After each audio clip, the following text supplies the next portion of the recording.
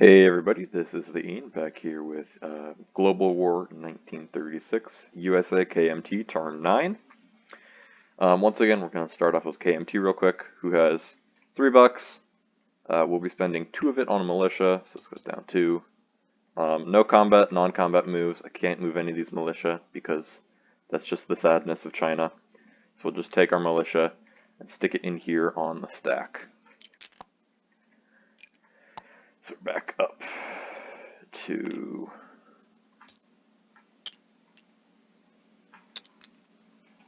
6 militia here in our stack in Yunnan.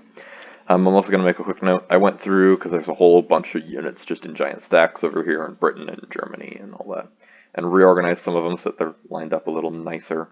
I put the stack in southern England on their own marker because that was a lot of units in this tiny little zone. And then I put their transport that's in port right here in this major shipyard on its own import icon on that area as well, so we can see it's over there as well.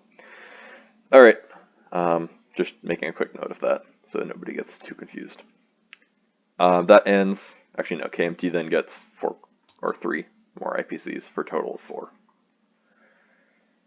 US gets to come over here and do their tech rolls. We are currently at 41, thanks to the Japanese building that nice ship. We get that extra 1 IPC after rolling only a 1 last turn. Let's actually do our tech roll, or not tech roll, income roll first, just to see what we get.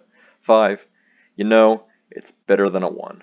We go up to 46 from 41. Yep, 5 to 46. Then we do our tech rolls again. I was debating not doing these 4 down here in this order, but I think I'm going to stick with it. The big one here is obviously improved construction, because if I get to 7 or above, then I go up, and that is a 12. So I now have improved construction, which is that minus 1 IPP per stage for facilities and ships, or double building for that first turn. It also reduces damage to factories from strategic bombing, but I don't think any of my factories are quite in range of that currently. So that's not necessarily a huge deal, but we are on the board now for techs. Jet fighters then, we need an 8 or above. That is a 2. I've been struggling a little bit with that one. Long range aircraft, 8 or above. 12, that goes up to tier 2.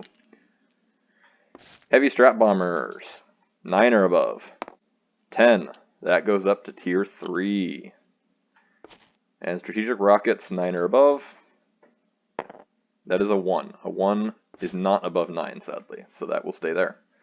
We do have another one up at tier 3 now. They're a good one, actually. I like heavy strategic bombers quite a lot. Another quick note is I went and updated this. We had it updated so that the sphere of influence was being counted, but it should not yet. And the African colonialism is just that this railroad here is not blocked, but which it is not because they are not at war with Italy. So these are correct now. So 1, 2, 3, 4, 5, 6 for the Allies. And then when the US enters the war, then this one starts counting. US purchases. So because I do have advanced construction now, this is actually going to cost 1 less than I was anticipating, which is good. So we're lend-leasing a fighter for 10 and an infantry to KMT for 4, but we're going to count it differently. So this is 20 plus 12, because 2 navals, 2 marines, and a mountain is 12. So this is 32 plus 4 from the carrier going to stage 2. So it's 32, so that's 36 is all. So I will be leaving 5.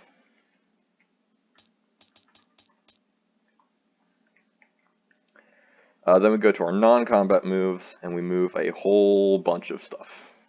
This destroyer is going to move back down here. This destroyer moves down. This cruiser moves down. This carrier moves down into port.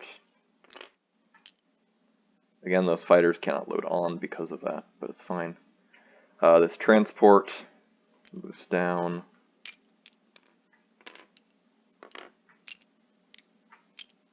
After having picked up the artillery and infantry. I will move one of these transports back. No, I won't. Yes, I will. So one transport moves here, one transport moves back. This destroyer is going to stay here. I think that's moving everything on this. Oh, no, subs. These two subs move one more. They're slowly moving closer. Over here, I also have to move things. This bomber is moving up to New York. These three are going to stay here. Transports are all still staying here. Actually, no, this one's moving 1, 2 down to here, as are these battleships. So we are separating the stack for this. So one battleship is staying there, and the other one's going 1, 2 down to here. These subs are staying here. The carrier's moving 1, 2 down to here. These subs are the ones I have that marker. It just fell off. We are starting to move some of these ships back as well. So we are going to remove the stack entirely. So this was 3 destroyers. Because I think there's not too many ships in this sea zone yet. So one ship is going to here, and going escort there. And one of them is going 1, 2, 3. Because I don't believe I can technically use the ports from here yet. No, it's going just here then. And then this light cruiser is going 1, 2, 3 as well. Leaving a heavy cruiser and destroyer, a light cruiser and destroyer, and 2 destroyers on escort duty still. This battleship is still going to stay here, as are these coastals. 2 transports there, medium bomber, infantry, infantry.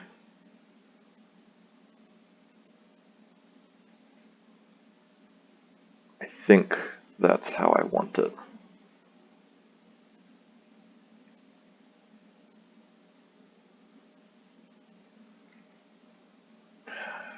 I'm pretty sure I can't use these. I thought I could, but I'm pretty sure I can't in retrospect, because I'm not completely allied with them yet.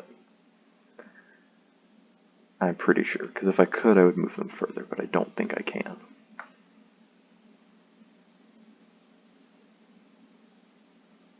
I think they have to stay there. If I could, I would move the destroyer all the way down here, because it would only be 1, 2, 3, 4. But again, I don't think I can. So that will be all the non-combat moves then. We go to place units. British fighter, KMT militia, or not militia, mountain. Not at war with anybody, so this is pretty easy. Goes up through the Burma Road, joins the stack. That fit in there better than I thought it was going to. Fighter, same thing. New York, woo, joins the stack.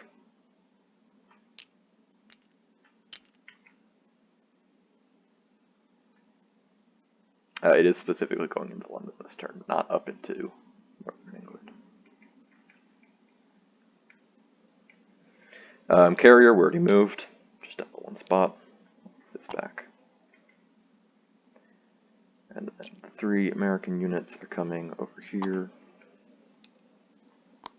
into San Francisco.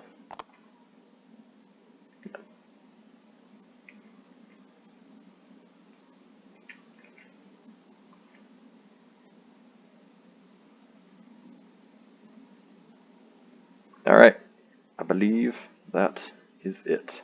So I will gain my income of 46 plus my 5, putting me up to 51. And I always press enter and pop up this thing, because I think my brain tells me I have to press enter. So I believe that is it for the US turn. Again, because I'm paranoid, we're just going to check this real quick. I don't have any recruitment rolls. I don't think anyone made a recruitment roll for Turkey.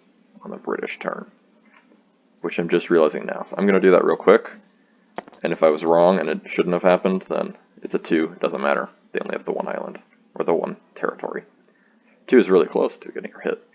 But I'm pretty sure nobody did that, just as I'm thinking about it. So, because I do not have any recruitment rules myself. And that is it. I will see everybody with Germany/Italy's next turn sometime in the next couple days. And that will actually, after Italy goes, then it'll bump up to the 10th round, January 41, which I don't believe does anything new for anybody. No. You lose your Blitzkrieg in 2 rounds, but yeah, that's about it. All right.